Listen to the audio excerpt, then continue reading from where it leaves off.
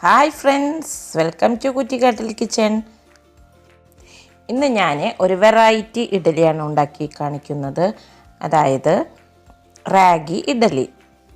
നമ്മൾ സാധാരണയായിട്ട് ഇഡ്ഡലിയൊക്കെ ഉണ്ടാക്കുന്ന അതേപോലത്തെ ബാറ്റർ തന്നെ, മാവ് തന്നെ, അതിൽ കഞ്ഞിപ്പുല്ല് അഥവാ പഞ്ഞപ്പുല്ല്, നമ്മുടെ റാഗി ചേർത്തിട്ട് അരച്ചെടുക്കുന്നു എന്ന് മാത്രമേ ഉള്ളൂ. ആരോഗ്യപരമായിട്ട് നോക്കുകയാണെങ്കിൽ നമ്മൾ സാധാരണ കഴിക്കുന്ന ഇഡ്ഡലിയേക്കാൾ ഡബിളാണ് കേട്ടോ ഇതിൻ്റെ ഗുണങ്ങൾ. അപ്പം നോക്കിയാലോ. ഇതിലേക്കായിട്ട് ആദ്യം 2 കപ്പ് പച്ചരി നമുക്ക് കുതിർത്താനിടണം. 250 ml കപ്പിലാണ് അളന്നെടുക്കുന്നത്. 2 കപ്പ് സാധാരണ പച്ചരി. ഇഡ്ഡലി റൈസ് ഉണ്ടെങ്കിൽ അതെടുത്താലും മതി.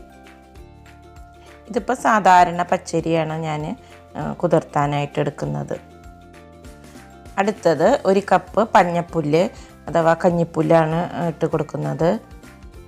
പൊടി ചേർത്തിട്ടും ഉണ്ടാക്കാമെന്ന് തോന്നുന്നു.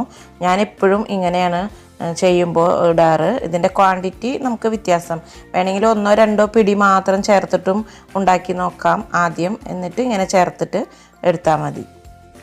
ഇതിനധികം വിലയൊന്നുമില്ല, 25-30 ഉള്ളൂ കിലോന്. എന്നാലോ ഇത് ഭക്ഷണത്തിൽ കൂടുതൽ ഉൾപ്പെടുത്തിയാൽ വളരെ നല്ലതാണ്. വിളർച്ചയ്ക്കും നമ്മുടെ ബ്ലഡ് കൗണ്ടൊക്കെ കൂടാനായിട്ട് വളരെ നല്ലതാണ് കേട്ടോ. ഹെൽത്ത് വൈസ് സൂപ്പറാണ്.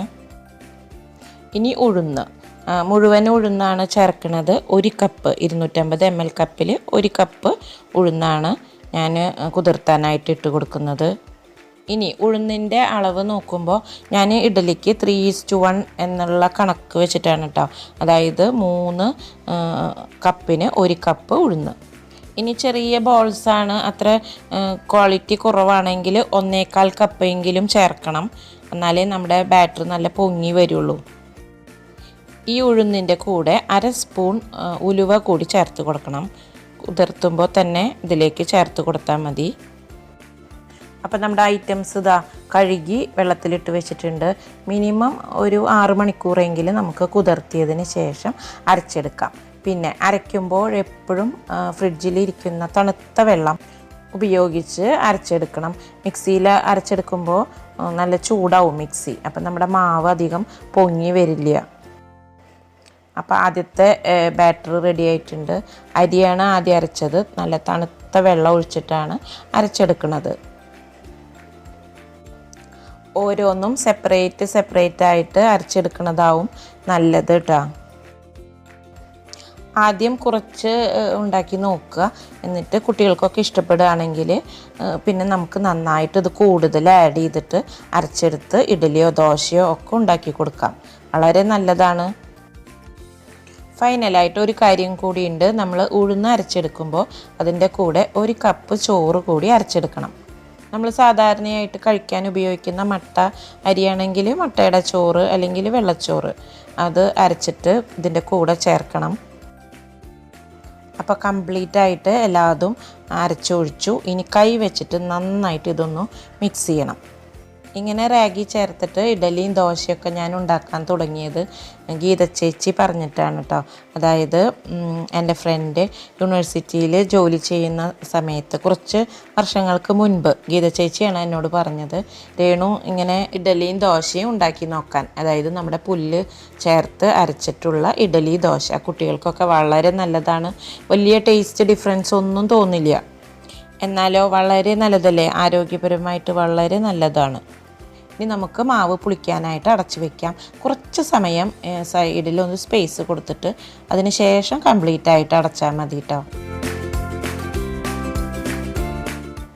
അപ്പോൾ വൈകിട്ടാണ് ഞാൻ അരച്ച് വെച്ചത്. ഇതാ രാവിലെ നന്നായിട്ട് പൊങ്ങി വന്നിട്ടുണ്ട്. നല്ല ലൈറ്റായിട്ട് ഇരിക്കുന്നുണ്ട് നമ്മുടെ മാവ്. റാഗി, അരി, ഉഴുന്ന്, ചോറ്, ഇത്രയും സാധനങ്ങളാണ് നമ്മൾ അരച്ചെടുത്തത്. ഇതിലേക്ക് ഈ സമയത്ത് ഉപ്പ് ചേർക്കണം. രാത്രി അരച്ച് വയ്ക്കുമ്പോൾ ഉപ്പ് ചേർത്തിട്ടില്ല, രാവിലെയാണ് ചേർത്ത് കൊടുക്കുന്നത്. നന്നായിട്ട് മിക്സ് ചെയ്യാം.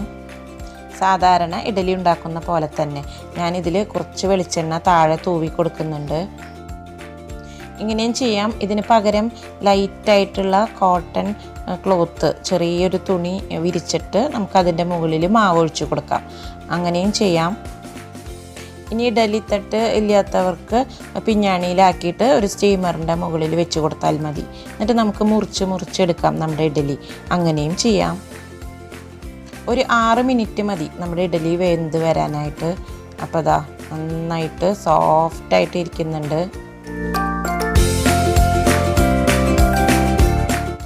2 മിനിറ്റ് ആവി പോയതിന് ശേഷം കുറച്ച് വെള്ളം ഇങ്ങനെ തെളിച്ച് കൊടുക്കുക.